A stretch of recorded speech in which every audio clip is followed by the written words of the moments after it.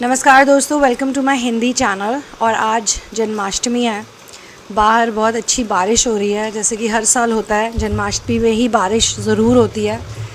इस साल भी हो रही है। बहुत ही अच्छा फ़ील हो रहा है मुझे। तो मैंने सोचा कि क्यों ना आज हम राधा और कृष्ण के ट्रू लव के बारे में बात करें, जो कि आप ये देखिए ट्विन फ्लेम वर्ल्ड के लिए बहुत ही इंस्पायरिंग है। क्योंकि ट्विन फ्लेम वर्ल्ड में ये कन्फ्यूजन रहता है हमेशा ट्रू लव को लेकर कई लोगों को, जब तक कि वो पूरी तरीके से नहीं समझ जाते हैं। तो राधा और कृष्ण का जो लव है वो एक अलौकिक प्रेम है। और इस प्रेम की जो सबसे हैरत अंगेज़ कर देने वाली बात है वो है निधिवन। निधिवन में आज भी रोज़ राधा कृष्ण की रासलीला होती है। Not just Radha Krishna but सारी की सारी गोपियाँ हर रोज़ रात को जीवित हो उठती हैं। क्योंकि ऐसा हुआ था द्वापर युग में, जब राधा और कृष्ण ने जन्म लिया था, जब वो वहीं पे थे। तो जिस रात को रासलीला होती है उस रात को श्री कृष्ण बांसुरी बजाते हैं। पूरा चांद निकला होता है और उनकी बांसुरी को सुन के सारी की सारी गोपियाँ वृंदावन की और राधा सबके सब चुपचाप अपने घर से निकल जाते हैं। रात को स्नीक आउट करके चले जाते हैं और फिर बीच जंगल में वहाँ पे उन लोगों का रासलीला होता है, डांस होता है पूरी रात। और ऐसा भी कहते हैं कि सुपर नेचुरली उस दिन वो 5D यूनियन में आ जाते हैं, यानी कि all gopis have one Krishna. और राधा जी और कृष्णा जी तो हैं ही, पर हर एक गोपी के अपने कृष्ण हैं और उन सब का डिवाइन यूनियन होता है। और पूरी रात नृत्य करने के बाद वो पूरी की पूरी रात एक कल्प के बराबर हो जाती है, एक पूरा कल्प।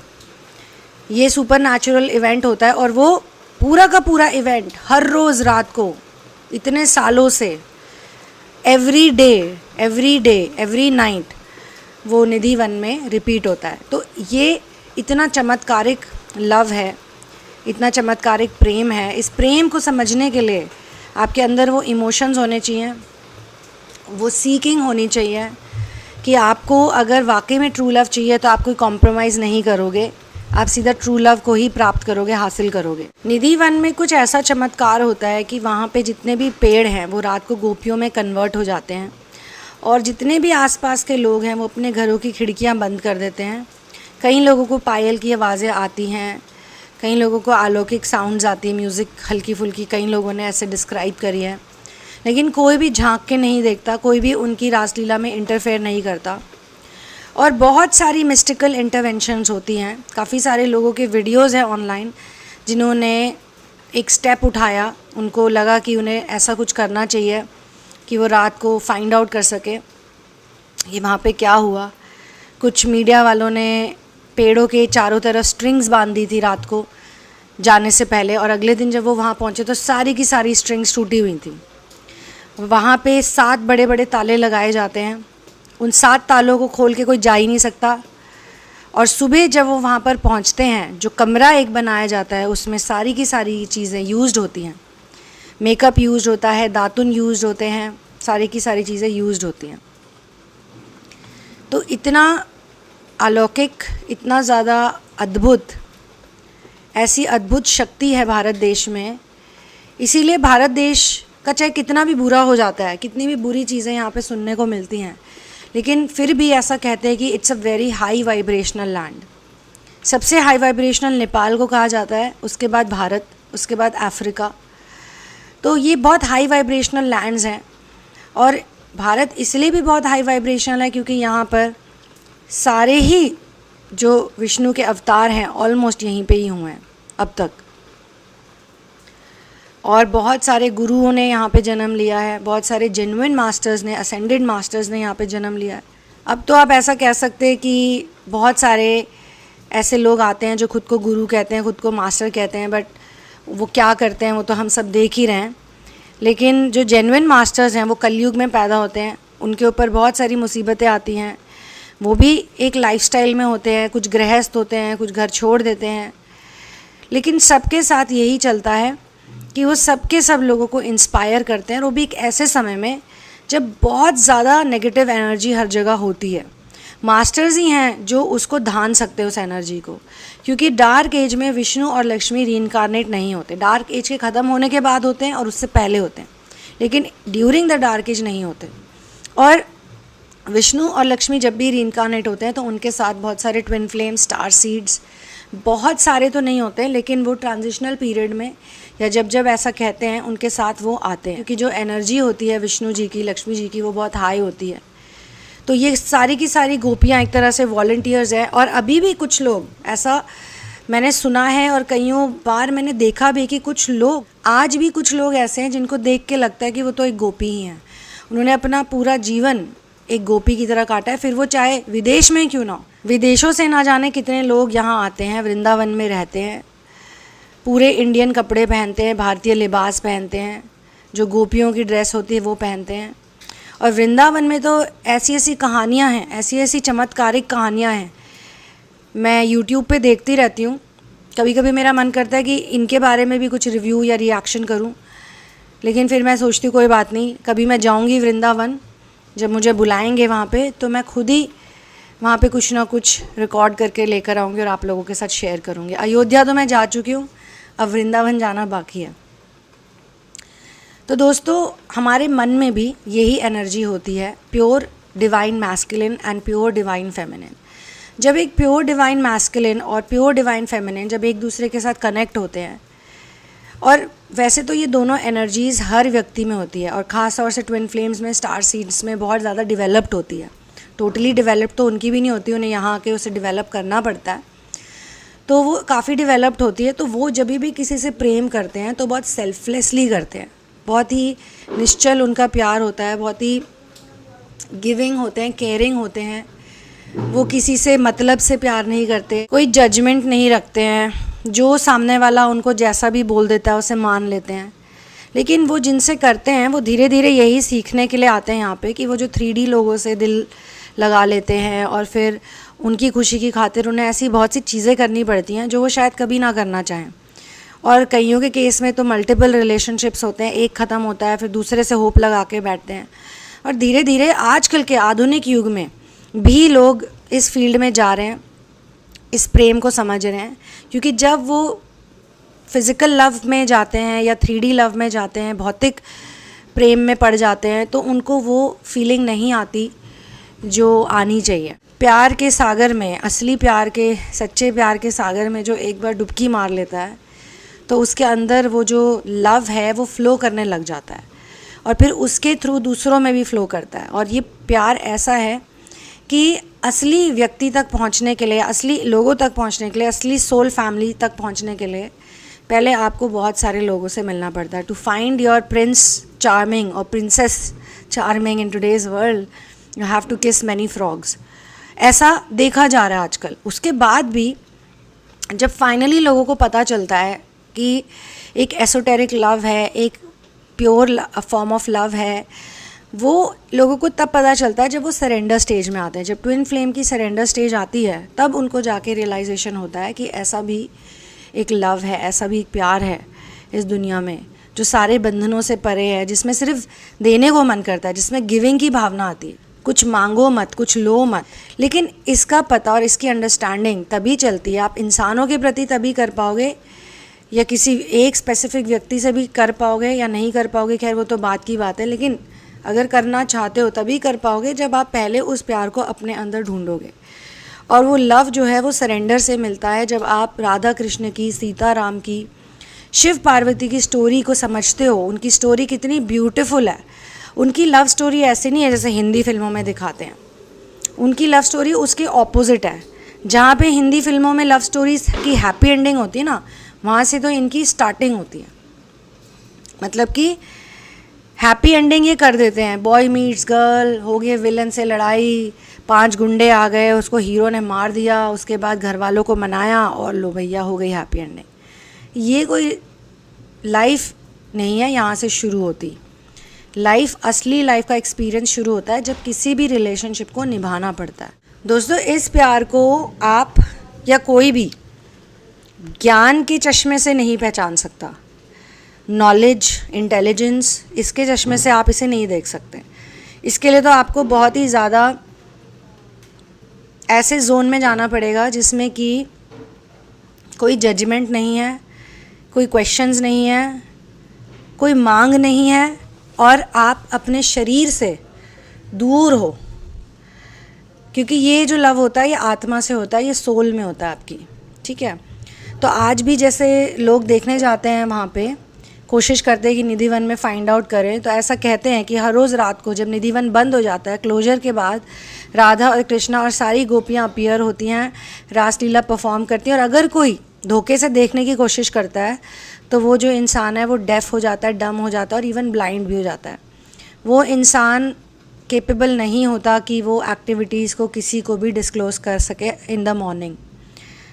एक लेडी का मैंने देखा था इंटरव्यू जिसने ये मेंशन किया था कि उसने निधि वन में जाके वो छुप गई थी, she is the only one जो अलाइव है और वो घूम रही होती है।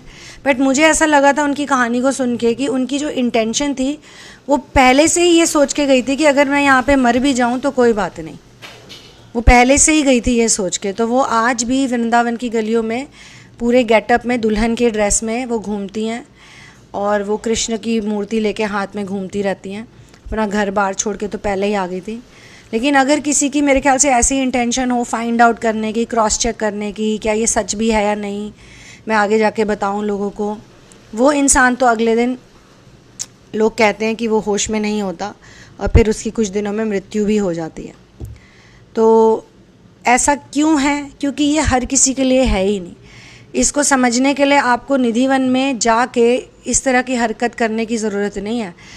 आप इस प्रेम को अपने अंदर भी ढूंढ सकते हो, और ये रास्ता भगवान ने अपने राधा और कृष्ण की जो लीला है उसके थ्रू लोगों को बताया है कि अगर प्यार करना है तो ऐसा प्यार करो, कर सकते हो ऐसा प्यार करने की हिम्मत है, जैसा गोपियों ने किया, जैसा राधा जी ने किया।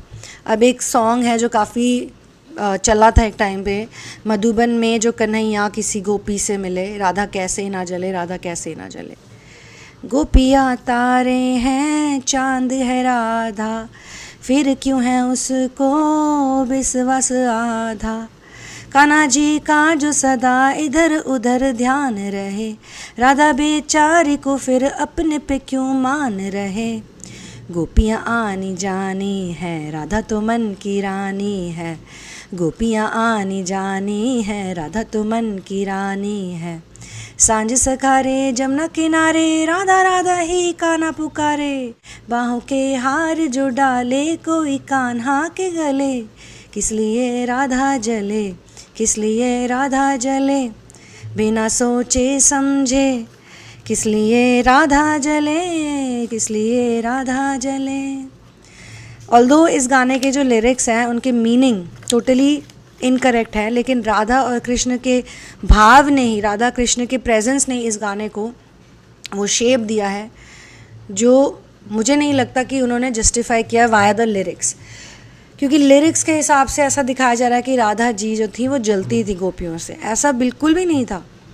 राधा जी और गोपियाँ सब आपस में फ्रेंड्स थी, आपस में साथ में रहते थे। वो गोपियाँ इतनी लविंग थी, जब राधा और कृष्ण अकेले बैठते थे तो वो बाहर उनको वॉच करती थी, किसी को आते जाते कोई होए तो बता दें कि भाई कोई आ रहा है, उठ जाओ।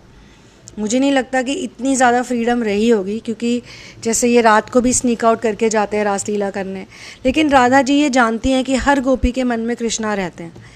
तो गोपियों से जब वो बात करते थे, मस्ती करते थे और उनके साथ टाइम स्पेंड करते थे, कभी भी सब साथ में होते थे या अलग भी कहीं मिल जाते होंगे, वो तो इतने बड़े भी नहीं थे एज में।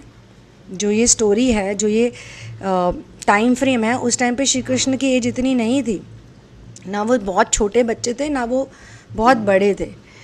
तो राधा जी बल्कि कहती थी ठीक है, इनका भी बनता है हक, इनको भी इस तरीके से उनसे बात करने का हक मिलना चाहिए। और it was purely divine love, celestial love, it was selfless love.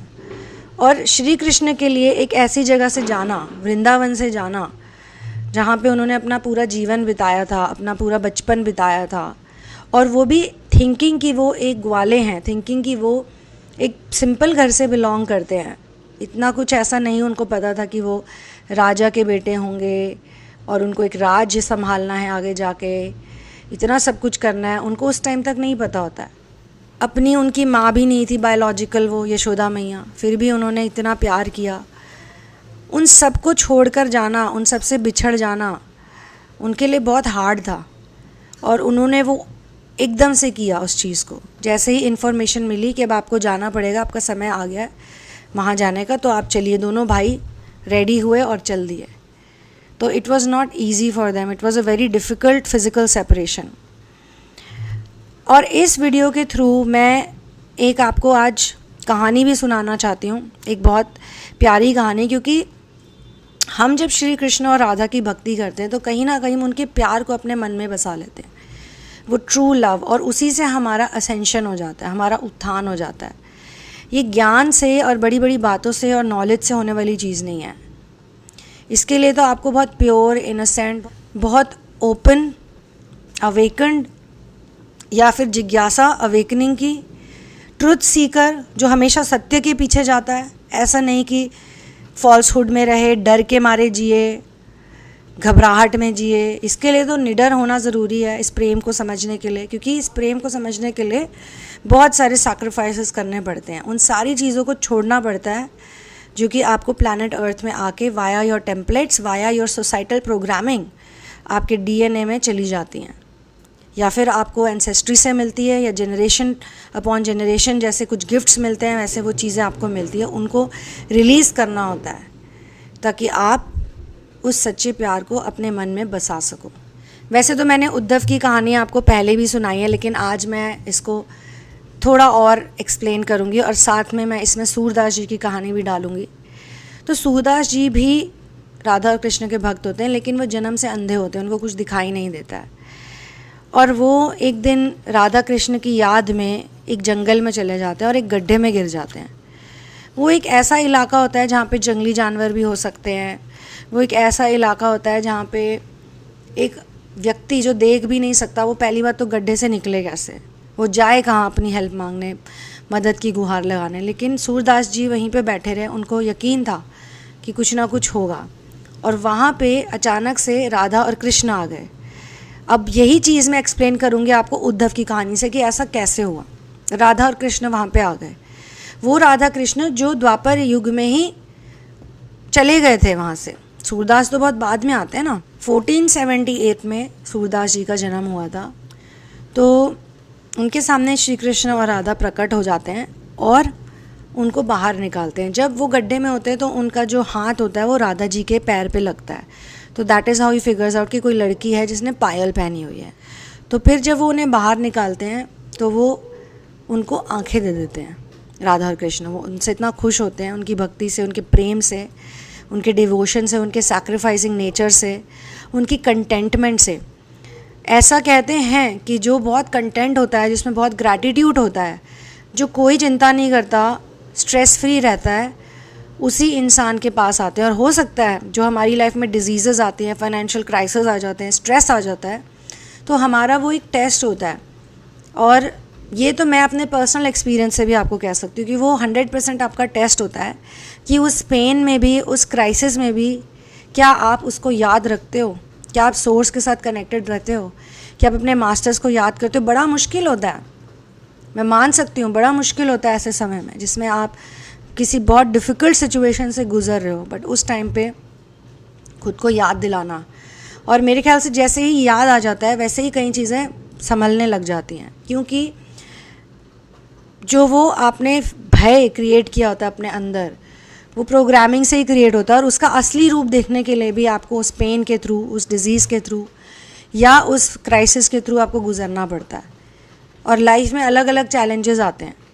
और सूरदास की लाइफ का सबसे बड़ा चैलेंज ही था कि वो ब्लाइंड बाय बर्थ थे, लेकिन फिर भी वो इतने कंटेंट रहते थे, इतने कंटेंट, हैप्पी, रिलैक्स्ड।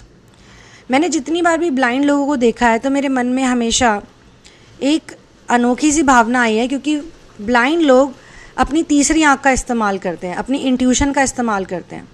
और ख़ास तौर से अगर आप कभी उन्हें मेट्रो स्टेशंस में देखोगे, मेट्रो ट्रेन में देखोगे, नहीं फटाफट स्टेशन तक पहुंच जाते हैं, फटाफट लिफ्ट में चले जाते हैं, इतना फास्ट वो सीढ़ियों से चढ़ते उतरते हैं कि देख के इंसान हैरान हो जाए कि जिनकी आँखें वो भी ऐसा नहीं कर सकते। तो उनके अंदर वो एक ऐसी एनर्जी जागृत हो जाती है जिसमें कि वो सरेंडर की भावना में ही होते हैं। कई ऐसी सोल्स आती हैं जब अर्थ पे रीइंकार्नेट होती हैं तो वो जानबूझ के कोई ना कोई एक ऐसा टेम्पलेट लेती हैं जिसमें कि उनको ये भावना रहती है या ये फीलिंग रहती है कि उन्हें कुछ दिखाई नहीं दे रहा शारीरिक रूप से, और वो सिर्फ एक भावना ही नहीं होती, वो एक फ़िज़िकल मैनिफेस्टेशन भी होती है। लेकिन बचपन से उनको ट्रेनिंग होती है, बचपन से वो अपने अलग अलग सेंसेस के थ्रू, अपने सेंसरी परसेप्शन, लिसनिंग के थ्रू, फीलिंग्स के थ्रू, इमोशंस के थ्रू वो चीज़ों को पहचान लेते हैं। सुन सुन अंधे पावे राहा, सुन सुन अंधे पावे राहा, ये मेरे ग्रेट ग्रैंड मास्टर की लाइंस हैं। ऐसा ही हमको बनना है कि हम भी वही अंधे हैं, क्योंकि हमारी भी डुअलिटी की आंखें होती हैं, जो ये दो आंखें हमें भगवान ने दी हैं, हम इसके थ्रू दुनिया को देखते हैं। हम तो बल्कि अपनी थर्ड आई से डिस्कनेक्ट हो जाते हैं, अपनी इंट्यूशन से डिस्कनेक्ट हो जाते हैं।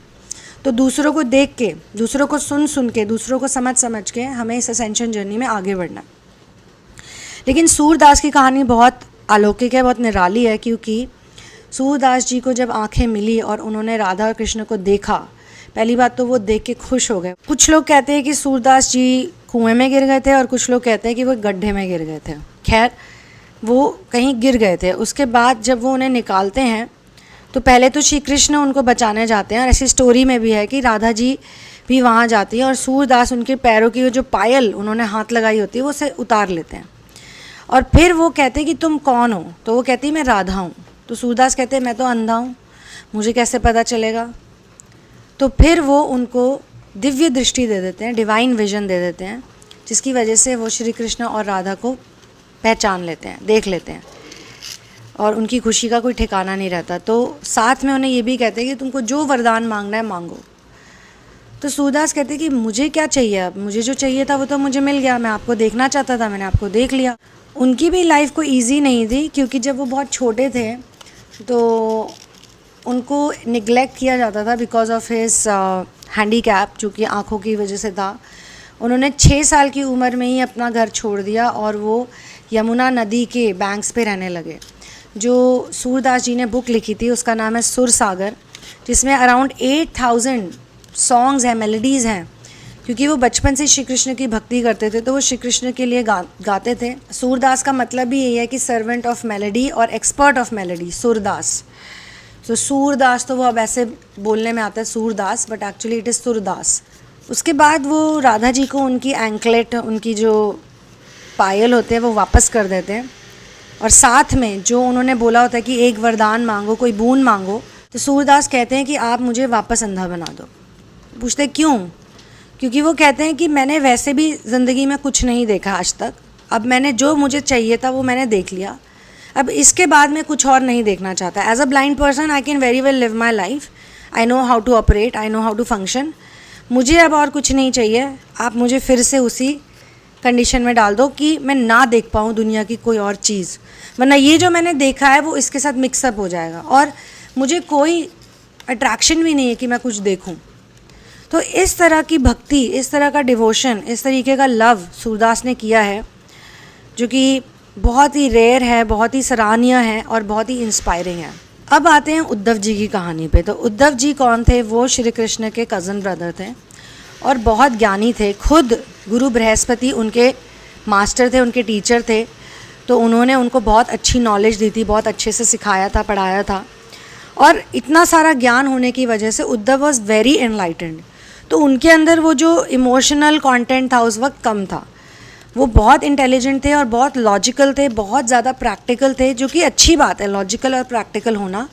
लेकिन भक्ति में, डिवोशन में, लव में इमोशंस की भी बहुत इंपॉर्टेंस होती है, क्योंकि इमोशंस ही आपको वो चीज़ें फील कराते हैं। और टेक्निकली स्पीकिंग तो एक बैलेंस होना चाहिए दोनों के बीच में, लॉजिक और इमोशन दोनों का। लेकिन उद्धव जी जो थे वो श्री कृष्ण को अपने भाई के रूप में देख चुके थे बचपन से, तो वो अपने ज्ञान के द्वारा ये तो जानते थे कि ये नारायण का रीइंकार्नेशन है, मेरे ही भाई के रूप में श्री कृष्ण बन के पैदा हुए हैं।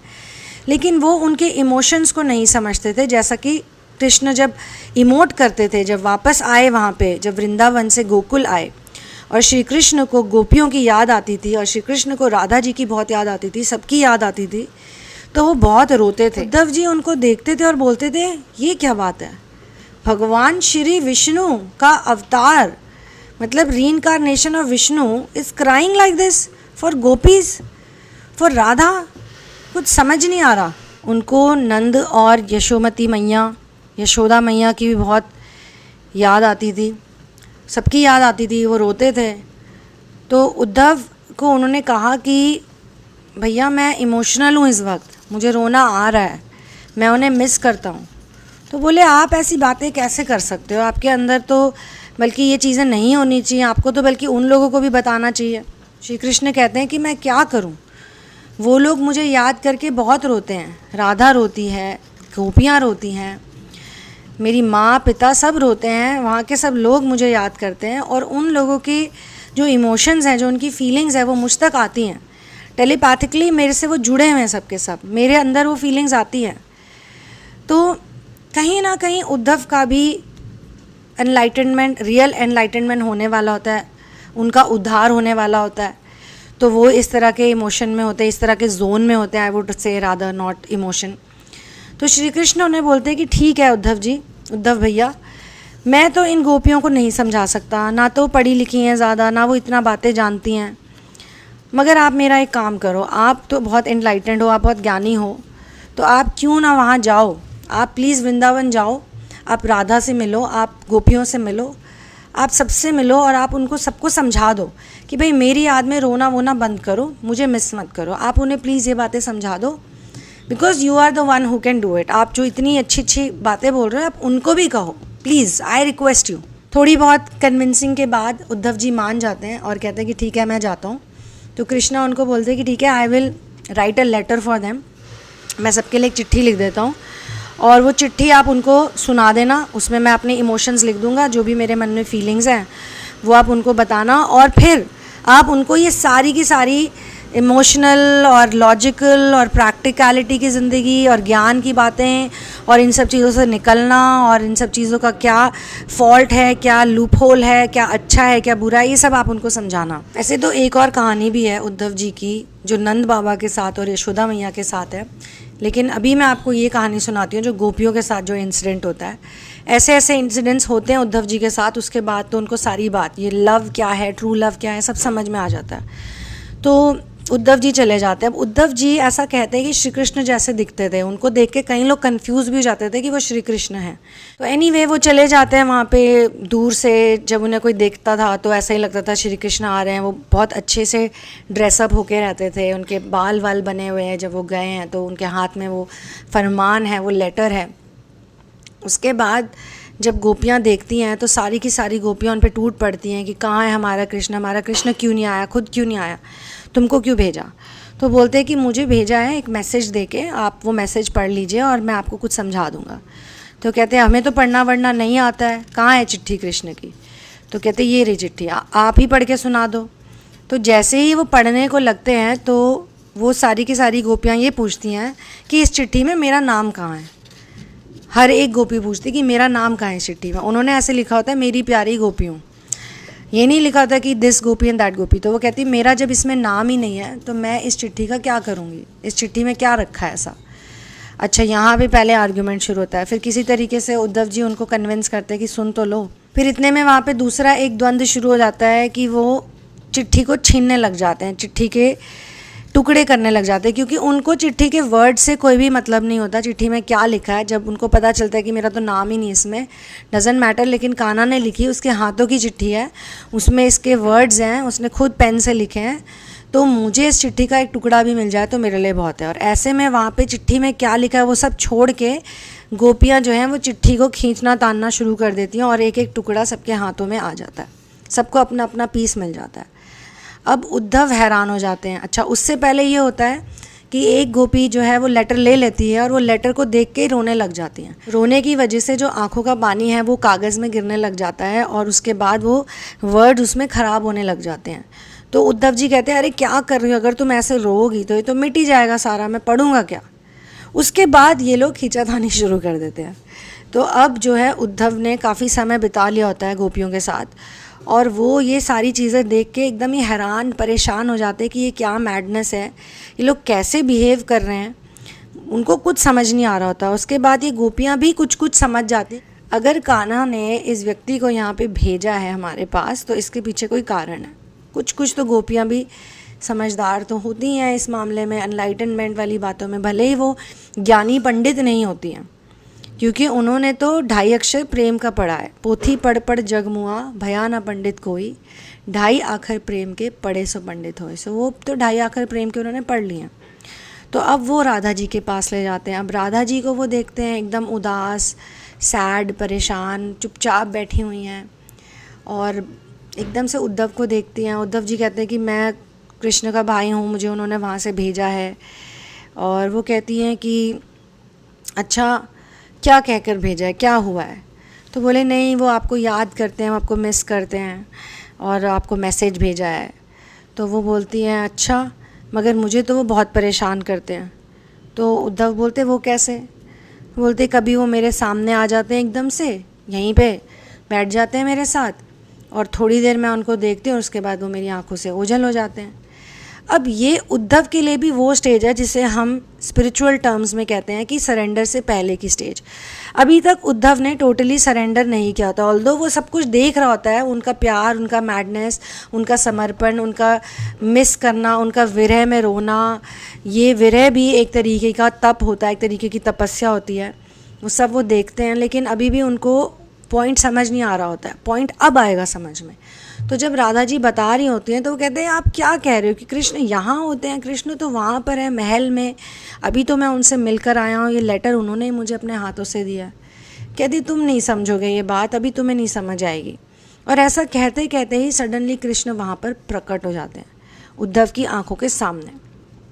अब Uddhav is in state of shock, और कृष्ण स्माइल करते हैं और राधा बोलती है आ गए तुम वापस, दोबारा से प्रकट हो गए, अब कितनी देर के लिए आओगे? फिर गायब हो जाओगे थोड़ी देर में, फिर चले जाओगे मुझे छोड़ के। तो उद्धव देखते कृष्ण को, बोलते अरे आप यहाँ पे कैसे आ गए? आपने तो मुझे भेजा था यहाँ पे आने के लिए, मुझे कहा था इन लोगों से बात करने के लिए। तो कृष्ण स्माइल करते हैं उनको देख के। उद्धव को यकीन ही नहीं होता, वो उनके हाथ लगाते हैं, पैर लगाते हैं, टच करके देखते हैं कि इज़ दिस इवन रियल, और मैं हेलुसिनेट कर रहा हूँ इन लोगों के साथ रह के, मैं भी ऐसा ही हो गया हूँ, क्या हो गया मुझे? तो ऐसा करते करते ही थोड़ा समय जैसे बीतता है, वो फिर गायब हो जाते हैं वहाँ से। फिर राधा जी बोलती देखो हो गए ना गायब। अब जितनी देर श्री कृष्ण उनके साथ होते हैं, राधा जी के चेहरे पे एक अलग ही भाव होता है। उस भाव की वजह से वो एकदम सुंदर लगती हैं। ऐसा लगता है कि उन्होंने गहने पहन लिए, आभूषण पहन लिए, फूल लगा लिए, उनके कपड़े सब संभले हुए लगते हैं। और जैसे ही श्री कृष्ण चले जाते हैं वो वैसी सजी सजाई भी एकदम सैड सी लगती है, एक्सप्रेशन टोटली ऑपोजिट हो जाते हैं। तो ये सारा नज़ारा देख के उद्धव टोटली शॉक में आ जाता है। अब उसको धीरे धीरे समझ में आने लगता है कि ये जो प्यार है ये बहुत ही दिव्य अलौकिक चीज़ है, इसमें कुछ भी हो सकता है। मैं अपनी आँखों पे बिलीव करूँ, मैं अपने दिमाग पे बिलीव करूँ, इतना सारा जो ज्ञान मुझे मिला है, मैं गुरु बृहस्पति का शिष्य स्वयं, उन्होंने मुझे ट्रेन किया है, जिन्हें हम जुपिटर कहते हैं इंग्लिश में, प्लैनेट। तो वो बिल्कुल ही अपनी उस इंटेलिजेंस को नकार देते हैं जो भी उन्होंने प्राप्त किया होता है। ऐसा नहीं कि बृहस्पति जी ने उन्हें अच्छी शिक्षा नहीं दी, उन्होंने बहुत अच्छी शिक्षा दी होती उन्हें। हो सकता है उसी शिक्षा की वजह से आज वो इस तरीके से एनालाइज कर पा रहे हैं, लेकिन तब तक भी कहीं ना कहीं उनके अंदर नॉलेज, एक नॉलेजेबल पर्सन होता है, एक भक्त नहीं होता है। तो एक्चुअली में तो उद्धव राधा जी के भक्त बन जाते हैं, क्योंकि वो राधा जी के चमत्कार को देखते कि राधा जी श्री कृष्ण को वहाँ प्रकट कर देती हैं। कमाल हो गया ये तो। और फिर श्री कृष्ण चले जाते हैं तो उदास हो जाती हैं, फिर कहती देखो ना चले गए, देखो मुझे सैड करके फिर चले गए, बार बार मेरे साथ दिन भर यही खेल खेलते रहते हैं, यही गेम खेलते रहते हैं। यहाँ पे उद्धव का भी कंप्लीट यूनियन नहीं हुआ है। ये कहीं ना कहीं ये भी दर्शाता है कि अभी उद्धव का यूनियन हुआ नहीं है, उनका भी 5D यूनियन होना बाकी है। लेकिन वो इतना बड़ा चमत्कार देख लेते हैं। कई बार ऐसा होता है हमारे साथ भी कि एक चमत्कार हो जाता है, एक मिस्टिकल इंटरवेंशन हो जाती है, एक डिवाइन ऑर्केस्ट्रेशन के तहत एक ऐसी चीज़ हो जाती है जो कि नॉर्मल ज़िंदगी में हो ही नहीं सकती किसी के साथ। नॉर्मल ज़िंदगी में अगर किसी के साथ होए तो वो यही कहेगा कि तो चमत्कार है, ये तो कमाल की चीज़ हो गई, ये तो कुछ ऐसा हो गया जो कोई सोच भी नहीं सकता। किसी को ऐसी ऐसी अनुभूतियाँ भी होती हैं, लेकिन वो सारी अनुभूतियाँ होने के बाद भी कुछ समय तक वो संसार में धक्के खाते हैं या फिर स्ट्रेस लेते हैं या परेशान रहते हैं। कुछ ना कुछ उनके साथ ऐसा होता है, वही जानते हैं जिनके साथ होता है। फिर उनको जब ठीक हो जाते हैं, वो जब कुछ वो लेसन समझ आ जाता है, वो जो गरारी एक अटक गई होती है जब वो हट जाती है, वो प्रॉब्लम सॉल्व हो जाती है, वो पेन हट जाता है, वो जो भी दुख होता है, वो उनका भय होता है, वो जो भी फियर होता है, जब वो हट जाता है तब उनको रियलाइज़ होता है कि अरे वो तो कितने लकी हैं, वो कितने लकी हैं कि उनके साथ तो इतनी बड़ी मिस्टिकल इंटरवेंशन पहले ही हो चुकी है, इतना बड़ा चमत्कार तो पहले ही हो चुका है, अभी और कौन से चमत्कार की उनको तलाश है। तो कई बार लोगों के साथ ऐसा होता है, जो उद्धव के साथ भी होता है। उद्धव के सामने श्री कृष्ण प्रकट हो जाते हैं, राधा जी के साथ बैठते हैं, राधा जी खुश हो जाती हैं, सब खुश हो जाते हैं, उसके बाद वो फिर गायब हो जाते हैं। अब उद्धव नहीं रहते, उद्धव के बाल बिखर गए, उद्धव के कपड़े कहाँ गए, वो आलीशान वो ड्रेस जो उन्होंने ऊपर से कवर पहना होता है वो कहीं चला जाता है, उनके गहने पता नहीं कहाँ चले जाते हैं, वो मिट्टी लगी हुई उनके ऊपर, वो पूरे रास्ते नाचते हुए गाते हुए भजन कीर्तन करते हुए राधे राधे राधे राधे जपते जपते वो फाइनली श्री कृष्ण के पास जाते हैं। और कहानी में ऐसा भी होता है कि पहले जब श्री कृष्ण रो रहे होते हैं, बहुत ज़्यादा सैड होते हैं, तो उद्धव उन पे हंसते हैं। उद्धव को हंसी भी आ जाती है एक पल में कि ये क्या हो गया आपको, प्रभु आपको क्या हो गया, ऐसे वो बोलते हैं। तो इस बारी जब उद्धव ऐसी हालत में, ऐसी कंडीशन में घर वापस आते हैं, तो श्री कृष्ण उनको देख के हंस देते हैं कि अरे उद्धव भैया ये क्या हो गया, ये क्या हालत बना ली आपने अपनी, आप उनको सिखाने गए थे, लगता है उन्होंने आपको सिखा दिया। तब उद्धव कहते हैं मैं समझ गया कान्हा, तुमने मुझे क्यों भेजा था कृष्णा, मैं सब समझ गया तुमने मुझे क्यों भेजा था।